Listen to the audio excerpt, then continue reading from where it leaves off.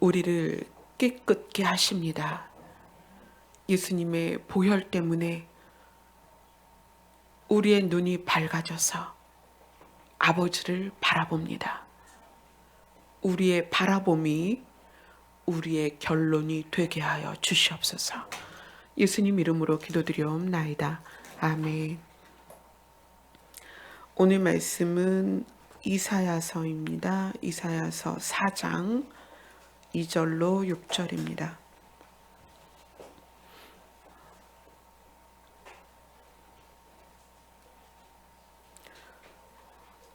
같이 읽겠습니다. 시작.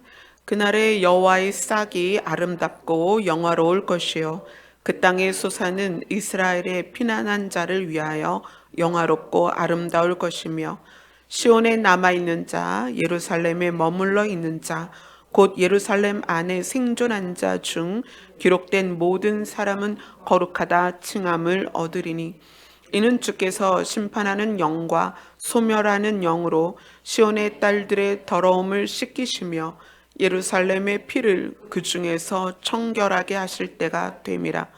여호와께서 거하시는 온 시온산과 모든 지폐 위에 낮이면 구름과 연기, 밤이면 화염의 빛을 만드시고 그 모든 영광 위에 덮개를 두시며 또 조막에 있어서 낮에는 더위를 피하는 그늘을 지으며 또 폭풍우를 피하여 숨는 곳이 되리라. 아멘. 우리가 쭉 지금 이사야서를 보고 있죠. 지난주에는 이사야서 3장 13절로 15절을 봤어요. 이사야서 3장에서는 무엇을 시작하냐면 여호와를 의지하고 의뢰하지 않는 예루살렘과 유다가 여호와를 거역했기 때문에 그들의 영혼에 화가 있을 것이고 심판을 받을 것이다. 그리고 나서 심판의 순서, 누구부터? 백성의 장로들과 고관들을 먼저 신문하러 오실 거다. 잘잘못을 가리시고 그리고 그들을 벌을 주시고 그 다음에 3장 16절부터는 시온의 딸들에 대하여 하나님이 어떻게 하실 것인가가 나와요. 그러니까 하나님께서 백성들을 심판하시는데 먼저는 장로들과 고관들 위치적으로 백성들을 가르치고 돌보고 통솔해야 될, 다스려야 될 직분에 있는 사람들을 먼저 하나님께서 심문을 하시겠다. 그 다음에 시온의 딸들을 심판하시겠다. 여기서 이제 이사야 3장 16절에서 나오는 시온의 딸들은 14절에 나오는 자기 백성과 같은 말이에요.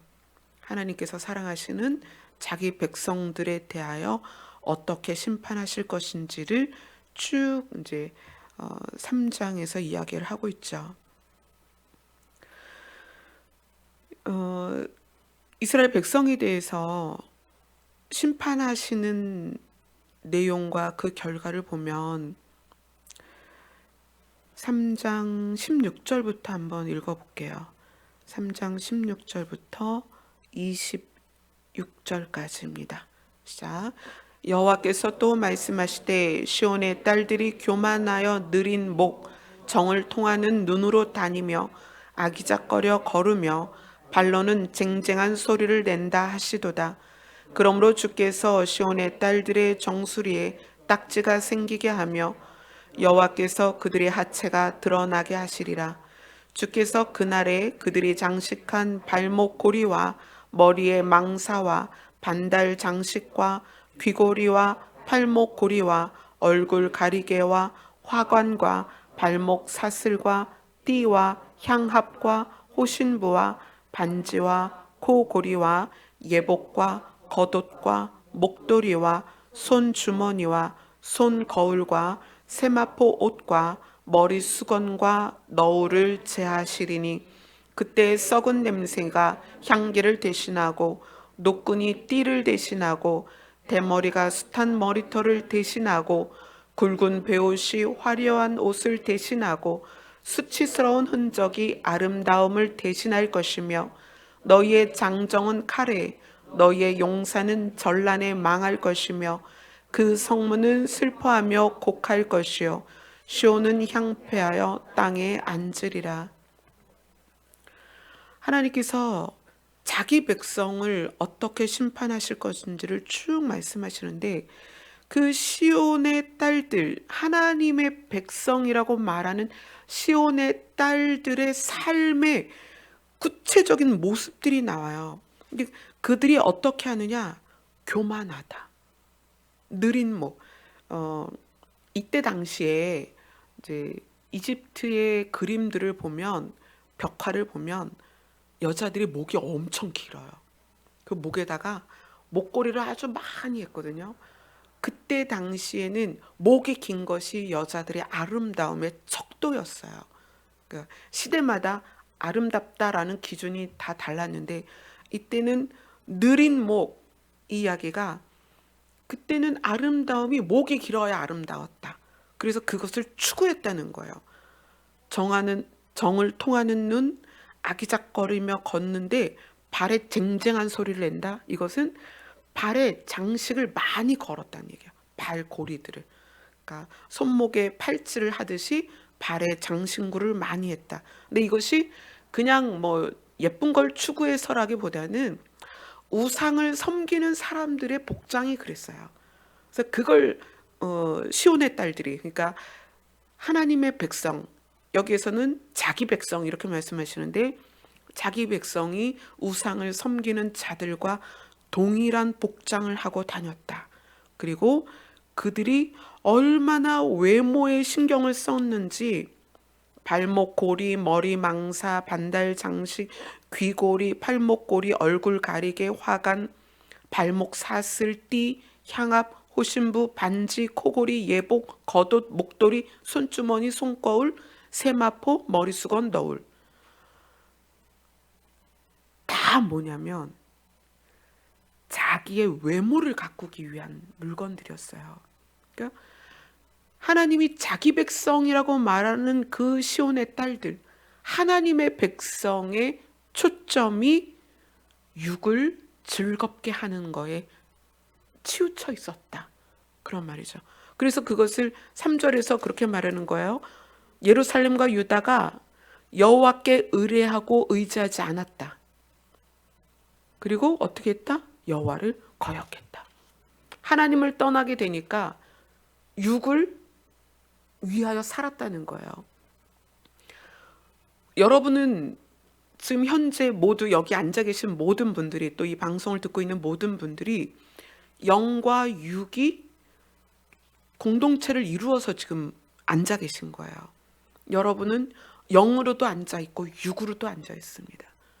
근데 영으로도 앉아 있고 육으로도 앉아 있는데 영의 양식이 다르고 육의 양식이 달라요. 영의 즐거움이 다르고 육의 즐거움이 달라요. 영의 만족이 다르고 육의 만족이 다르다는 얘기예요. 근데 여기에서 나오는 자기 백성 시온의 딸들이 무엇을 위해서 살았냐면 육의 만족을 위해서 살았다는 거예요. 그래서 하나님이 보실 때 그것이 하나님을 거역한 것이다. 왜 그들이 우상 앞에 가서 우상을 섬기고 우상을 섬기는 자들과 동일한 복장을 하고 돌아다녔느냐?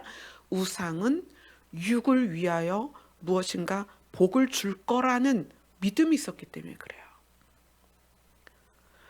그러한 모습들을 하나님께서 심판하시겠다. 그 심판에 최종적으로 어떻게 말하냐면 이사야 4장 1절에 4장 1절만 한번 읽어봅시다. 같이 읽습니다. 시작. 그날에 7 여자가 한 남자를 붙잡고 말하기를 우리가 우리 떡을 먹으며 우리 옷을 입으리니 다만 당신의 이름으로 우리를 부르게 하여 우리가 수치를 면하게 하라 하리라. 7 여자가 있는데 한 남자를 붙들고 우리 떡, 우리 옷이라는 거는 내가 일해서 먹고 살도록 할 테니까 당신의 명의만 빌려달라. 내가 지금 과부인데 7 여자가 한 남자에게 부탁하는 거예요. 내가 과부만 좀 면하게 해달라. 그 당시에 과부가 가장 수치스러운 이름이기 때문에 그래요. 우리의 수치를 좀 면하게 해달라. 그 정도로 그 땅에서 장정들이 칼에 넘어지고 용사가 죽는다는 얘기예요.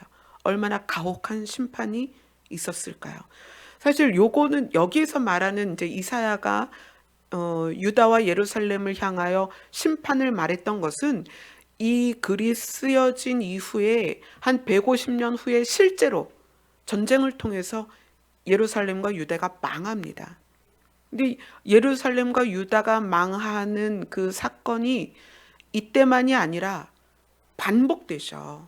예수님도 그렇게 말씀하시잖아요. 예루살렘 성을 향하여, 성전을 향하여 돌 위에 돌 하나도 남지 않고 멸망할 것이다.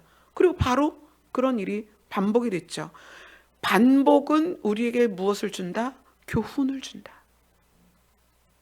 자기 백성, 하나님이 자기 백성을 그러한 심판 가운데 두시겠다는 거예요. 이유가 뭐다? 하나님을 위하여 사는 게 아니라 자기 육신을 위하여 살았기 때문에 그래요. 그러한 가운데 오늘 이제 본문이 나오는 거예요. 그러나 그 날에, 너희들이 심판을 당하는 날에, 4장 2절을 같이 읽겠습니다. 시작.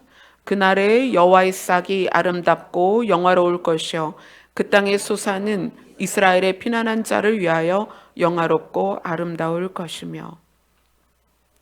하나님께서는 성경을 통해서 심판에 대한 걸 굉장히 많이 말씀하세요. 심판을 계속 말씀하시기 때문에 그 심판이라는 단어를 듣고 또 성경을 공부하면서 하나님을 무서운 분이다, 우리가 잘못하면 우리를 혼내시고 죽이기도 하고 땅이 갈라져서 삼키기도 하고 그런 무서운 분이다 라고 생각하는데, 사실 하나님이 우리에게 심판을 말씀하시는 건 우리를 살리기 위함이에요. 왜냐하면 우리는 하루 앞도 내다볼 수 없는 존재예요. 1분 1초 후도 알 수가 없어요. 그러나 하나님은 영원에서 우리를 내려다보시기 때문에 총괄적으로 모든 시대의 시간들을 다 알고 계시는 거거든요. 그러한 하나님이 우리에게 뭘 얘기하시냐면, 그렇게 가다가는 너희가 낭떠러지에 떨어져서 죽을 거야. 그렇게 가다가는 사자에게 삼킴을 당할 거야. 그렇게 가다가는 어둠에서 너희가 넘어질 거야. 이거를 지금 말씀하시는데 그 단어들이 심판이라는 단어로 우리에게 온다는 얘기예요. 심판이 정해졌고 어떠한 자들이 심판을 당할 것이다 라고 말씀하시면서, 그러나 그날에 내가 너희를 살릴 것이다. 그날에 여호와의 싹이 날 것이다. 여기서 이제 여호와의 싹이라는 것이 성경에서 이제 반복되어 나옵니다. 한번 볼까요? 예레미야로 갑니다.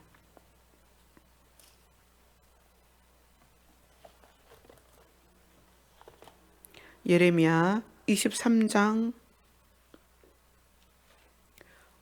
1절로 8절입니다. 지금 읽는 예레미야 23장 1절로 8절이 우리가 지금 다루고 있는 이사야서 3장 4장과 거의 같은 맥락이에요. 예레미야 23장 1절로 8절 같이 읽겠습니다. 시작. 여호와의 말씀이니라. 내 목장의 양떼를 멸하며 흩어지게 하는 목자에게 화 있으리라.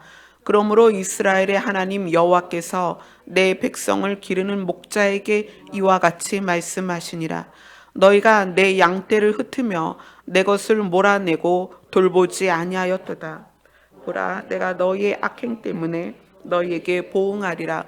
여호와의 말씀이니라.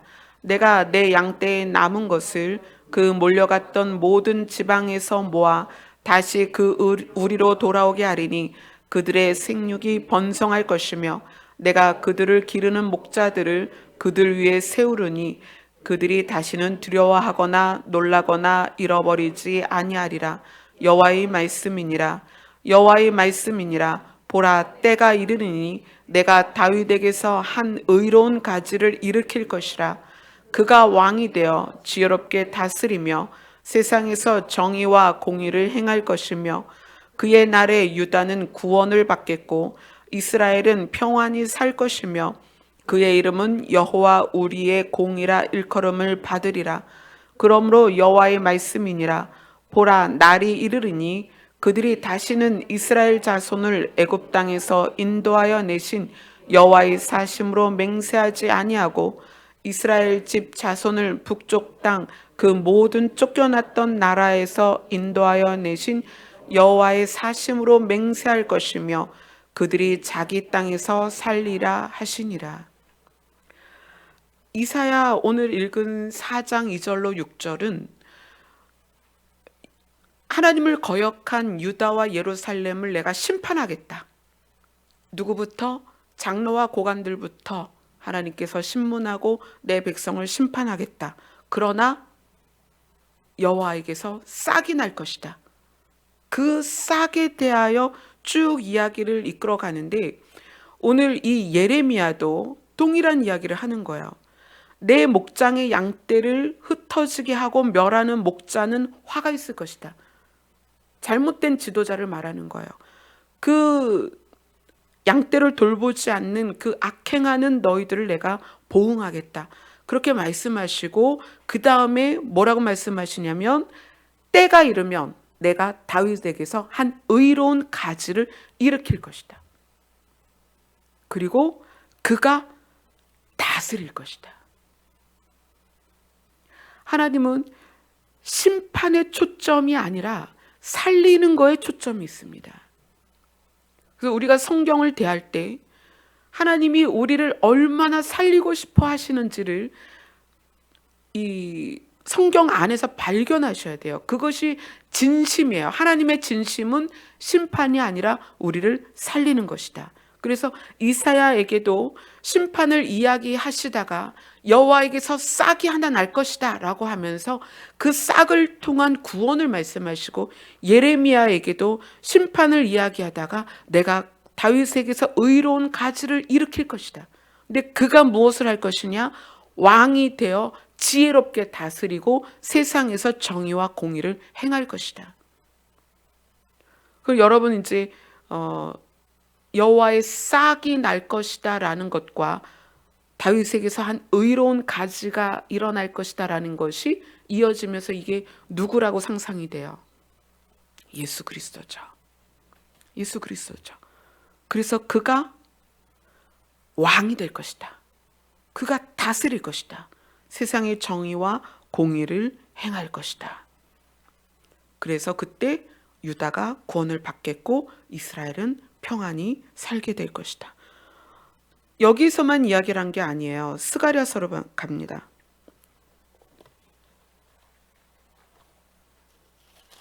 스가랴서 3장 8절로 갑니다.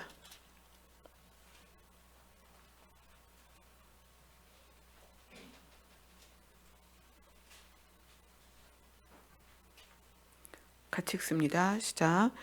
대제사장 여호수아야, 너와 내 앞에 앉은 내 동료들은 내 말을 들을 것이니라. 이들은 예표의 사람들이라. 내가 내 종 싹을 나게 하리라. 지금 개역개정에서는 이것을 싹으로 이제 번역을 했는데 예전 성경, 현대인의 성경인가요? 뭐 그런 다른 성경을 보면 이거를 순이라고 해석을 했어요. 순. 내가 새 순을 나게 하리라. 자, 스가랴 6장으로 갑니다. 6장 12절, 13절.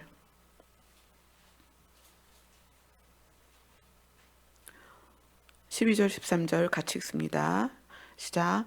말하여 이르기를 만군의 여호와께서 이같이 말씀하시되 보라, 싹이라 이름하는 사람이 자기 곳에서 돋아나서 여호와의 전을 건축하리라. 그가 여호와의 전을 건축하고 영광도 얻고 그 자리에 앉아서 다스릴 것이요 또 제사장이 자기 자리에 있으리니 이 둘 사이에 평화의 의논이 있으리라 하셨다 하고, 여호와께서 싹이라 이름하는 사람이 돋아나게 해서 여호와의 전을 건축하고, 여호와의 전을 건축한다는 것은 예수님이 이스라엘의 예루살렘으로 들어오셔서 성전에 들어오셔서 그들에게 뭐라고 말씀하세요? 이곳은 만민이 기도하는 집이다. 여호와께서 싹이라 이름하는 사람을 도단하게 해서 여호와의 전을 건축한다는 것은 그 싹이 돋아나서 사람과 하나님과의 관계를 회복시킨다는 얘기예요. 여호와의 전을 건축하고, 그래서 거기서 그 싹이 무엇을 한다? 다스리고 제사장 역할을 할 것이다. 왕이며 제사장 역할을 할 것이다. 왕 같은 제사장이 될 것이다. 예수 그리스도에 대한 이야기예요. 이사야도 예레미야도 스가랴도 무엇에 대해서 이야기한다? 예수 그리스도에 대하여 이야기한다. 그래서 다시 이제 우리 본문으로 돌아갑니다. 이사야서로 갑니다.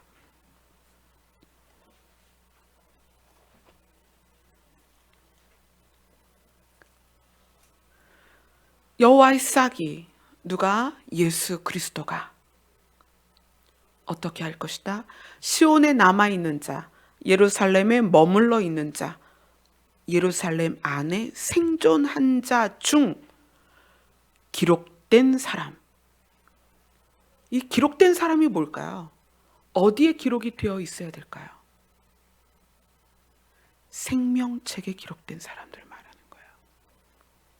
생존자 중에, 남아있는 자 중에, 머물러 있는 자 중에, 예루살렘에 머물러서 예수 그리스도를 기다리는 자들 중에 생명책에 기록된 모든 사람을 거룩하다 칭할 것이다. 누구로 인하여서?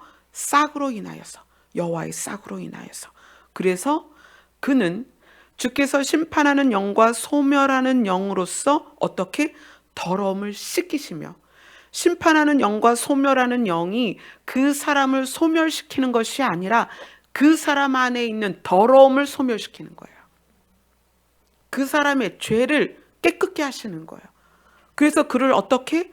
거룩하게 한다. 이 거룩하게 하는 게 왜 중요하냐면 너희가 거룩함이 없이는 하나님을 볼 수가 없다. 하나님의 구원의 계획은 아담이 하나님과의 관계를 깨트리고 그 사망 안으로 삼킴이 되었을 때부터 하나님은 사람을 구원하기 위하여 일을 하십니다. 얼마나 신실하게? 수천 년을 지나는 긴 세월 동안에 하나님은 한 번도 초점을 흐린 적이 없어요. 하나님의 목표는 우리를 이 땅에서 어떻게 살게 할 것이냐가 아니라 어떻게 나의 나라로 데려갈 것인가, 그거예요.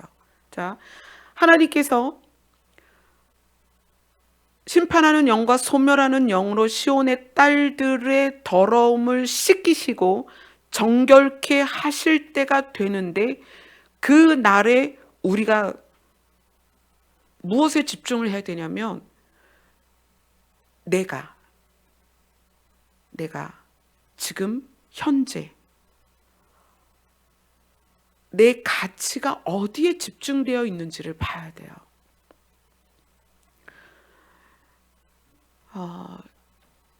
오늘 낮에 잠깐 이제 집에 들어갔다 나왔는데, 이제 찬주가 혼자 있더라고요. 그래서 오늘 뭐 할 거니? 그랬더니 이따가 기타 학원을 갈 거예요. 그러더라고요. 이제 찬주는 사회에서 말하는 학교 밖 청소년이에요. 자퇴를 했기 때문에 학교 밖 청소년들을 지원하는 프로그램 중에 아이들이 예체능을 원하면 그걸 배울 수 있도록 학원을 보내줘요. 근데 이제 찬주는 기타 학원을 다니고 있는데 그 아이가 이제 진로 때문에 고민을 하고 있죠. 진로 때문에. 그래서 그런 얘기를 했어요. 엄마 이번에 원래는 이제 자기 친구들도 다 입시를 치렀고 수시에 된 아이들도 있고 다 대학을 가는데, 엄마 저는 내년에 해야 될 것 같아요. 그래서 그래, 그럼 내년에 해라. 아이가 고등학교 1학년 6월 달에 자퇴를 했기 때문에 고1, 고2, 고3 긴 시간 동안 그냥 집에만 이렇게 머물러 있었고 밖으로 나가질 않았고, 그래서 혼자 그림 세상을 혼자 만든 거예요. 혼자 이제 책을 보기도 하고 인터넷을 통해서도 혼자 그림을 그렸기 때문에 입시를 치르려고 보니까 제도권 안에서의 그림을 어떻게 준비를 해야 될지 모르겠는 거예요. 그래서 포트폴리오 준비를 하고 시나리오를 쓰고 막 그렇게 하다가 엄마 이게 심리적으로 너무 부담이 되니까 내년에 해야 될 것 같아요. 그래서 그래 그러면 올해 이제 입시는 하지 말고 1년 동안 미술 학원을 다니면서 너의 그림 실력이 혼자 터득한 거니까 그걸 가지고 제도권 안에 있는 그림 스타일에 한번 넣어보자. 그래서 대학들이 원하는 그림을 그리도록 해보자. 그러면서 이제 그런 이야기를 하고 그러면서 오늘 이제 제가 물었어요. 찬주야, 진학이나 아니면 장래의 어떤 그런 너의 미래의 모습이 너를 불안하게 하니? 그랬더니 그렇진 않은데 자기가 다른 아이들보다 이제 뒤처지거나 현재 아무것도 안 하고 있는 것 같아서 그래서 그게 좀 마음이 어렵다고 이야기를 해요. 그래서 제가 그런 얘기를 했어요. 너는 지금 유충이야, 유충.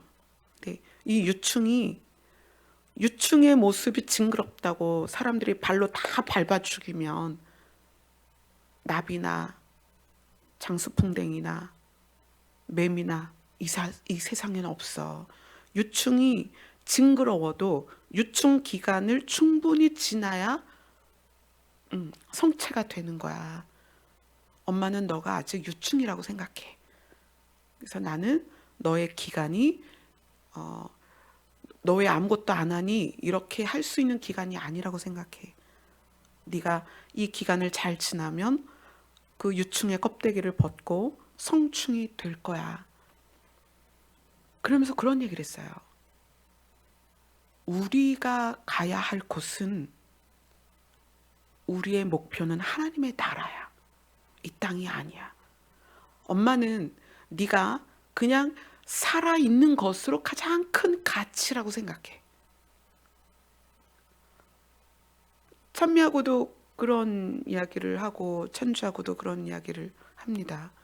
엄마는 너가 살아있다는 것, 그것이 가장 큰 가치라고 생각해. 왜냐하면 우리가 이 땅에서 사는 것은 하나님의 나라에 가기 위한 과정이기 때문에 이 땅에서 어떤 걸 소유하고 어떤 걸 이루었다는 것이 의미가 없어. 왜냐하면 여기에서 했던 건 다 놓고 하나님 나라에 갈 땐 아무것도 안 갖고 가. 단지 우리가 우리에게 주어진 일을 최선을 다할 뿐이야. 많이 소유하고 많은 걸 이루고 어떤 많은 명예를 얻는 것이 우리가 그 나라를 가는 거에 수단이 된다면 그렇게 하겠지만 그게 아니거든요. 요즘 아이하고 그런 이야기를 지금 계속 하고 있어요. 근데 그것을 작은 아이가 다 받아들이는 거예요. 그래서 제가 찬주한테 그런 얘기를 했어요. 너에게 있는 에너지만큼만 활동을 해라. 너에게 에너지가 요만큼밖에 없는데 더 많은 걸 하려고 욕심을 내면 그것 때문에 네가 힘들고 지치는 거야. 엄마도 엄마한테 있는 에너지만큼만 일을 해. 엄마는 더 큰 교회 많은 성도가 모이는 거, 엄마가 유명해지는 거 이런 거 원하지도 않아. 엄마는 엄마한테 있는 에너지만큼만 사역을 하는 거야. 엄마는 너에게 요구하지 않아. 너에게 있는 에너지만큼만 활동을 하고 우리는 이 땅에서 살아있는 것 이걸로 충분한 가치가 있는 거야. 사람들이 이 땅을 떠날 때 아무것도 가지고 가지 않아. 그 많이 긁어 모은 돈, 지식, 직업 아무것도 가지고 가지 않아. 그건 단지 이 땅에서 살 때 잠깐 필요한 거야. 근데 그런 이야기를 하면서 작은 아이 찬주가 그것을 다 수긍을 하는 거야. 다 받아들이고, 그리고 진짜 우리에게 중요한 가치는 하나님이 나라다 라는 것에 동의를 하고 공감을 하는 거예요. 그래서 제가 너와 내가 이것에 대한 가치를 깨달아서 공감하고 이 땅에서 욕심을 내려놓고 산다면 이게 바로 초월한 거야. 도인이 된 거야. 그랬더니 천주가 그러는 거야. 다른 종교에서 이거를 해탈이라고 한대요. 그래. 사람들은 자기의 역량, 에너지를 벗어나서 더 많은 것, 더 큰 것을 추구하다 보니까 힘든 거야. 지치고 힘들고 욕심을 부리고 닥달을 하고 사람들을 원망을 하고 어떻게 하든 빼앗고 취하고. 왜 그럴까요?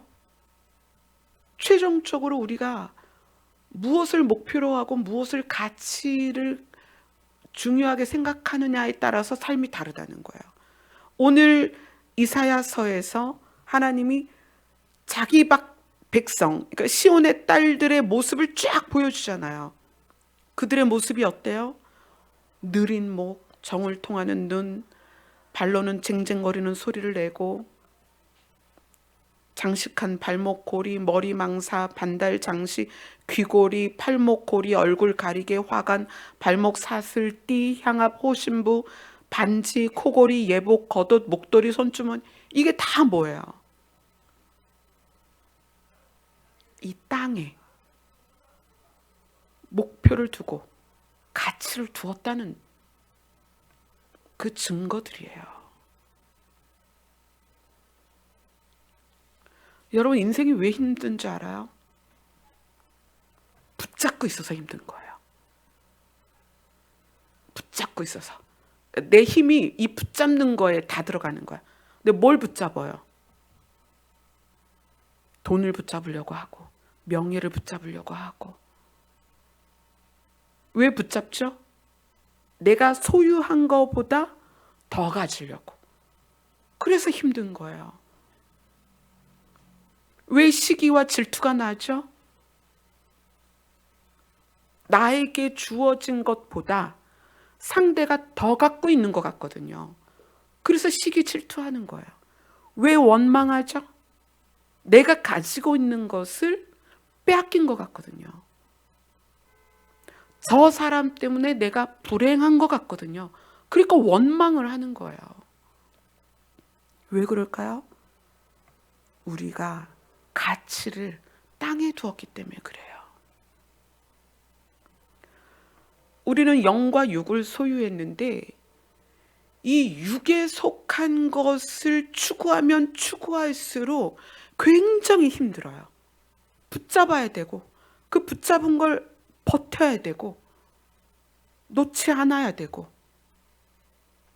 그리고 육에 속한 것을 보다 보니까 이 시선이 전부 그 사람들에게 내 시선이 가 있거든요. 저 사람을 보니까 나보다 잘난 것 같고, 저 사람을 보니까 내 마음에 안 들고, 저 사람을 보니까 나보다 더 예쁘고. 이사야서에서 하나님이 말씀하시는 거예요.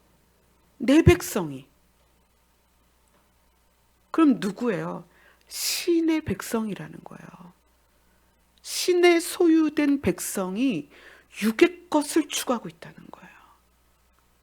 그래서 그것을 제하여 버리겠다. 그것을 다 제하겠다. 그래서 3장 23절에 보니까 제하시리니.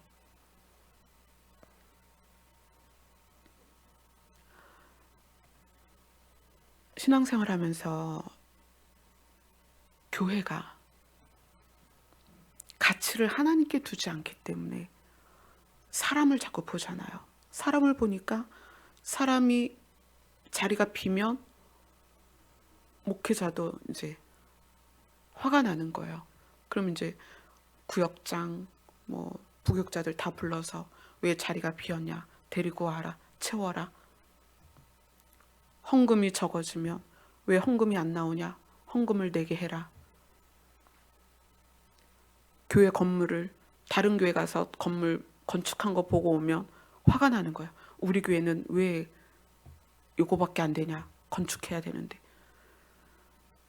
우리가 최종적으로 우리의 가치를 어디에 두고 있냐에 따라서 우리의 마음이 쉼을 얻느냐 아니면 괴로운가, 그걸 볼 수가 있어요. 그래서 하나님이 너무 그것이 안타까워서 싹을 틔운다는 거예요. 이 마른 땅에서 연한 순을 나게 하는데 그 연한 순 안에 영화롭고 아름다운 하나님의 신성이 부어져서 그분이 이 땅에서 무엇을 이룬다? 구원을 이룬다. 우리를 위해서. 그런데 어떻게? 더러움을 씻긴다. 이사야가 이 이야기를 이제 이사야서 마무리에 가서 우리에게 이 싹에 대하여 정확하게 표현해 줍니다.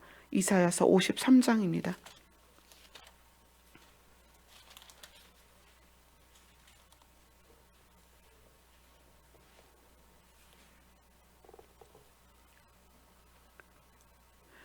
이사야서 53장 1절부터 9절까지 같이 읽겠습니다.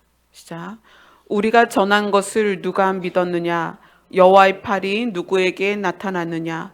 그는 주 앞에서 자라나기를 연한 순 같고 마른 땅에서 나온 뿌리 같아서 고운 모양도 없고 풍채도 없은즉 우리가 보기에 흠모할 만한 아름다운 것이 없도다. 그는 멸시를 받아 사람들에게 버림받았고 간고를 많이 겪었으며 질고를 아는 자라. 마치 사람들이 그에게서 얼굴을 가리는 것 같이 멸시를 당하였고 우리도 그를 귀히 여기지 아니하였도다. 그는 실로 우리의 질고를 지고 우리의 슬픔을 당하였거늘 우리는 생각하기를 그는 징벌을 받아 하나님께 맞으며 고난을 당한다 하였노라. 그가 찔림은 우리의 허물 때문이요 그가 상함은 우리의 죄악 때문이라. 그가 징계를 받음으로 우리는 평화를 누리고 그가 채찍에 맞음으로 우리는 나음을 받았도다. 우리는 다 양 같아서 그릇 행하여 각기 제 길로 갔거늘 여호와께서는 우리 모두의 죄악을 그에게 담당시키셨도다. 그가 곤욕을 당하여 괴로울 때에도 그의 입을 열지 아니었으며 마치 도수장으로 끌려가는 어린 양과 털 깎는 자 앞에서 잠잠한 양같이 그의 입을 열지 아니하였도다. 그는 곤욕과 신문을 당하고 끌려갔으나 그 세대 중에 누가 생각하기를 그가 살아있는 자들의 땅에서 끊어짐은 마땅히 형벌받을 내 백성의 허물 때문이라 하였으리요. 그는 강포를 행하지 아니하였고 그의 입에 거짓이 없었으나 그의 무덤이 악인들과 함께 있었으며 그가 죽은 후에 부자와 함께 있었도다. 이사야가 여호와에게서 싹이 날 것이다 라고 이야기하고 그 싹에 대해서 이사야서 후반부에 와서 정확하게 설명을 해줍니다. 그는 연한 순 같다. 그는 우리를 위해서 대신 찔리시고 대신 상하시고 대신 징계를 받으시고 대신 채찍에 맞으셨다. 왜요? 우리의 육을 위하여. 우리 이사야서 3장에서 봤던 자기 백성, 그 시온의 딸들이 뭘 위해서 살았어요? 육을 위해서 살았잖아요. 그 육을 예수님이 대신 상하셨다는 거예요. 우리가 육을 위해서 살고 있기 때문에 예수님이 대신 그 육이 찔림을 받고 상하고 징계를 받고 채찍에 맞는 거예요.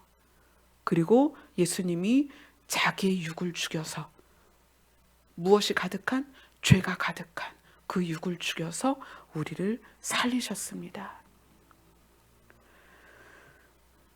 신앙생활은 제가 늘 그걸 강조하고 싶어요.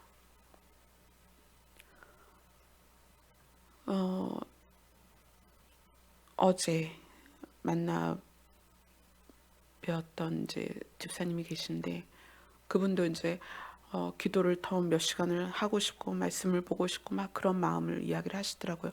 우리 마음에 이제 그런 마음이 있을 수 있어요. 그런데 하나님을 기쁘게 하는 것은 무엇을 우리가 막 하고 열심을 내고 뭘 해서가 아니라 그분의 품 안에 있을 때, 그분이 우리를 품에 안으셨을 때 행복해요.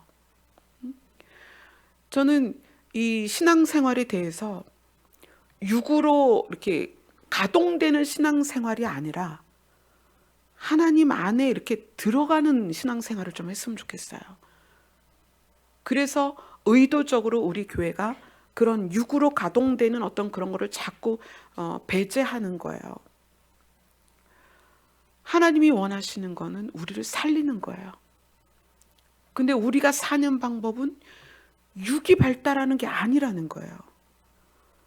교회에서 말하는 하나님 믿으면 복 받는다, 질병이 낫는다, 부자 된다, 모든 일이 잘 된다, 자녀가 대학 잘 가고 뭐 직장이 잘 되고, 교회가 이미 초점을 육에 맞췄기 때문에 어떻게 되는 거예요? 하나님과 분리가 되고 있거든요. 계속. 저는 적은 수지만 우리 교회는 육으로 집중되는 신앙생활이 아니라 영으로서 하나님께 이렇게 안기는 신앙생활을 좀 했으면 좋겠어요.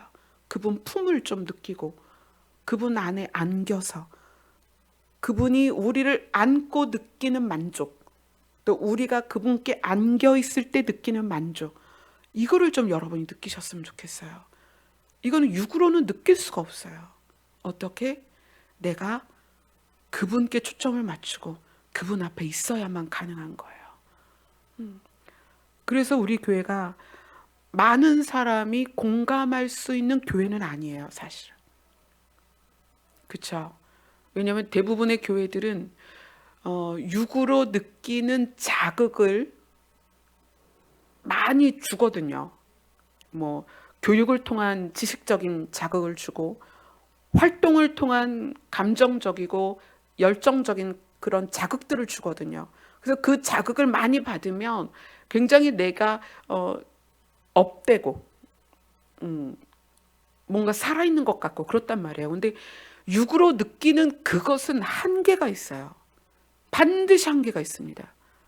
그래서 우리가 우리를 살리고자 하는 하나님의 그 마음 안에서 내가 그분에게 이렇게 안겨 있고 그분의 품에서 누리는 그 안식을 좀 누렸으면 좋겠어요. 이건 우리가 육을 위해서 사는 삶으로는 절대 느낄 수가 없어요. 저나 찬미나 찬주나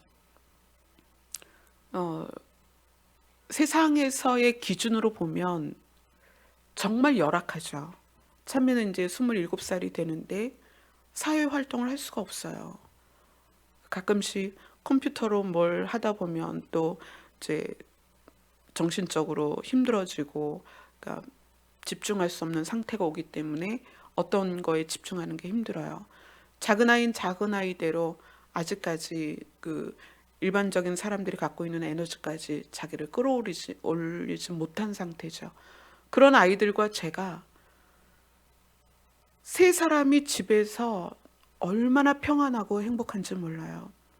그거는 육체가 사는 법칙 안에서 주는 평안이 아니에요. 그래서 저는 여러분들이 어떤 룰이냐면 세상에서 살아가는 룰을 좀 깨트리고, 그것이 아니라 하나님이 우리에게 주고자 하는 그 평안 안에 좀 들어가 보셨으면 좋겠어요. 그걸 알기 위해서, 그걸 느끼기 위해서, 그걸 경험하기 위해서 하나님 앞에 앉으세요. 육으로 느껴지는 이 만족이 얼마나 제한적이고 한시적인지 몰라요. 제가 말씀드렸죠. 행복 느낄 수는 있지만 행복할 수는 없다. 왜? 우리가 행복하다고 느끼는 순간조차도 반복되면 무뎌지는 게 우리입니다. 20평에서 30평으로 이사가 봐요. 정말 좋죠. 30평에서 한 2달만 살아봐요. 30평이 넓게 느껴지나? 아니거든요. 30평 살다가 40평 가야 좋다 이렇게 느끼죠. 우리의 육은 자극에 얼마나 익숙해지는지 몰라요. 그래서 자극을 통해서 우리가 즐겁게 신앙생활을 하게 되면 그 자극은 점점 강해져야 돼요. 육으로 느끼는 자극이라는 거, 육으로 느끼는 감정이라는 거는, 그거는, 그래서 제가 의도적으로 막 분위기를, 그런 어떤 고조되는 분위기를 연출을 안 하는 거예요. 여러분, 교회가 성도들을 굉장히 영적인 상태인 것처럼 느끼도록 뭘로 고조를 시키냐면 음악과 소리로 그 감정을 고조시켜요. 그래서 막 흥분시켜서 그것이 마치 영적인 것 같이 착각이 되게 한단 말이에요. 진짜 영적인 것은 모든 게 없을 때, 음악도 없고 같이 기도하는 사람도 없고 공동체도 없고 교회도 없고 아무것도 없을 때 내가 하나님과 독대할 수 있는가? 그게 돼야 되는 거예요. 그게. 좀 죄송하기는 해요. 저희 교회가 추구하는 바가 일반적이지 않고 또 여러분들이 그것을 함께 호흡해 가는 게 쉽지 않다는 거 저도 알아요. 그러나 우리가 진짜로 소유해야 되잖아요. 진짜를. 감각적으로 의도적으로 분위기를 고무시켜서, 그래서 거기에 막 휩쓸려서 뭔가 영적인 것 같고 내가 뭔가 막 부르시는 것 같고 그래서 막 무슨 은혜가 있는 것 같고, 그런 게 아니라 육적인 모든 조건이 제거된 상태에서 하나님과 독대할 수 있어야 된다는 거예요. 아멘. 그런데 하나님은 우리를 그렇게 인도하십니다. 오늘 여호와의 싹이 나서, 연한 순 같은 여호와의 싹이 나서 그 싹이 우리를 어떻게 정결케 하고, 그리고 그 나라, 하나님께서 우리를 위하여 준비하신 그 나라에서 살게 하실 것입니다. 아멘. 자, 우리 찬양합시다.